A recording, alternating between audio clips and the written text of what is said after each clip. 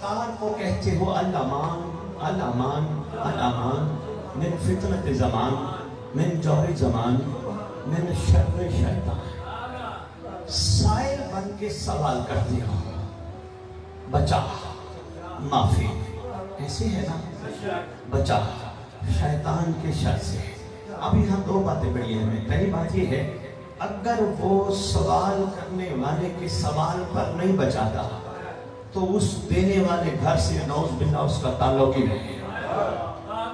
دوسری وجہ یہ بنتی ہے بچنے والے نے بچنا کہا ہی نہیں، ورنہ زبان دیکھے نا بابا، توتے والی گٹھ لگانا اور ہے، دل کی گہرائی سے کہنا اور ہے. تجربہ کر کے دیکھنا، خدا کی قسم، کسی نماز پڑھنے کے بعد مولا کو کہنا بچا، بڑے سے بڑا گناہ منہ کھول کے کھڑا ہوگا. تم نے اگر دل سے کہا ہوگا نا بچا، سوالی بن کے مولا بچا، ایسا ہو ہی نہیں سکتا تمہیں بچائے گا.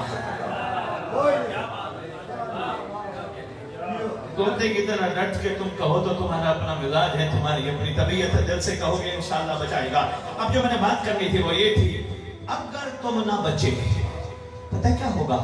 تمہارے آس پاس والے، تمہارے علاقے والے تمہیں دیکھ کے کہیں گے یہ ہے علی والے، ایسے ہوتے ہیں علی والے. اگر تم بچ گئے پھر ایک اور بات کریں گے، تمہاری وہ سب باتیں میری کڑوی ہیں، اگر تم بچ گئے پھر کہیں گے اچھا علی والے ایسے ہیں تو پھر علی کیسا ہوگا؟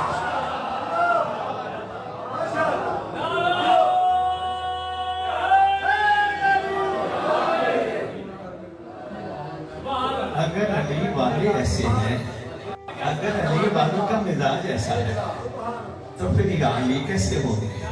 پھر تمہیں ایک ایک کو کہنا نہیں پڑے گا آؤ میں مذہب حق کا پہ ہوں تم آ جاؤ. تمہارے کردار کو دیکھ کے کہیں گے واقعی علی کی کیا کمال تبلیغ ہے، کیا اثر ہے اس پر.